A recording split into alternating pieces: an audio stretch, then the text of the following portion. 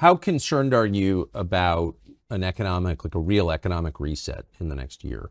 Quite concerned. I think that 2024 is going to be a year where it's not going to take a lot of guts for me to make this prediction, because I'll tell you why it's easy to make. We're on the cusp of a major economic downturn next year.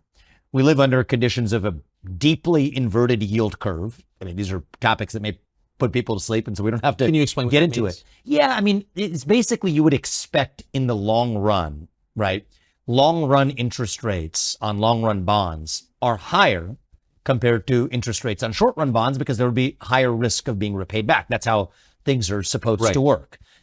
There are a wide range of factors that can occasionally cause that to tilt in the other direction.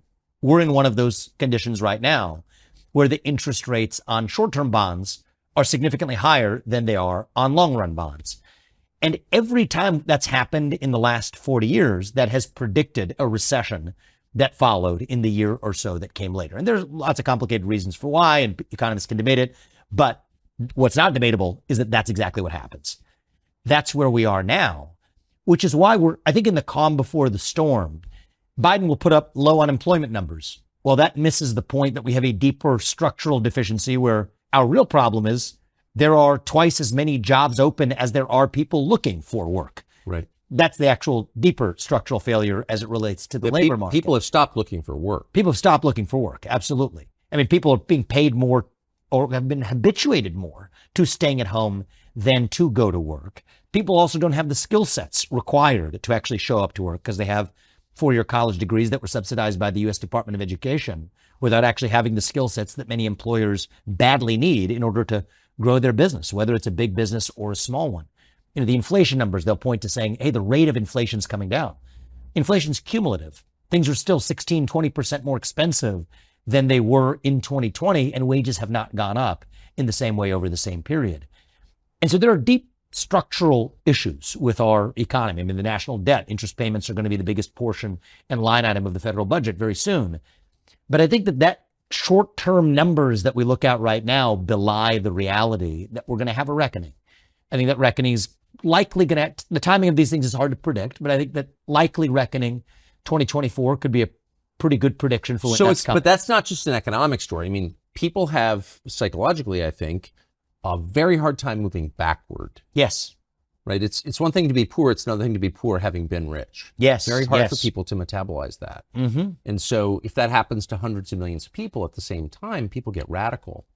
Especially against the backdrop of already having deep distrust.